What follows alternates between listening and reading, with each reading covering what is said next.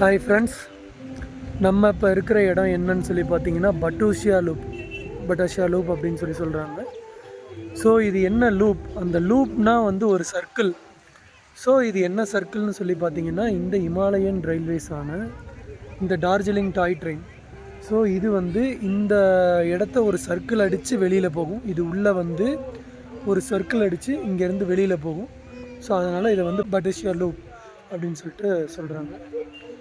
So மேலே நம்மளுடைய Tiranga tricolour flag இருக்குது, national flag celebrating it. And அதுக்கு பின்னாடி ஒரு ஸ்டாம்ப் இருக்குது, அங்கே வந்து ஒரு சோல்ஜருக்காக வச்சுருக்காங்க. ஸோ ஆக்சுவலாக இப்போ இந்த எனக்கு பின்னாடி இருக்கு இல்லையா ஸ்டாம்ப், அந்த ஸ்டாம்புக்கு பின்னாடி பார்த்திங்கன்னா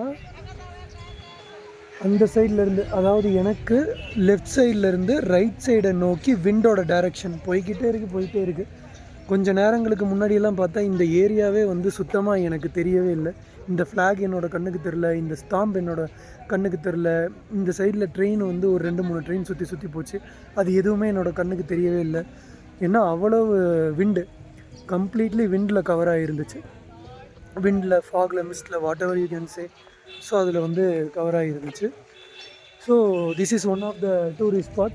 ஸோ ஆக்சுவலாக அதுக்கு பின்னாடி வந்து ஒரு டவர் இருக்குது. நான் காட்டுறது இந்த பாயிண்ட், அங்கே வந்து ஒரு டவர் இருக்குது. அந்த டவரே இப்போ தான் இருக்குது அப்படின்றது தெரியுது. அதுக்கு முன்னாடி வரைக்கும் பார்த்தா இந்த கீழே வரைக்குமே விண்டு, மிஸ்ட் கவர் ஆகிருந்ததுனால என்ன இருக்குது ஏது இருக்குது இல்லை அப்படின்றதே வந்து தெரியவே இல்லை எனக்கு.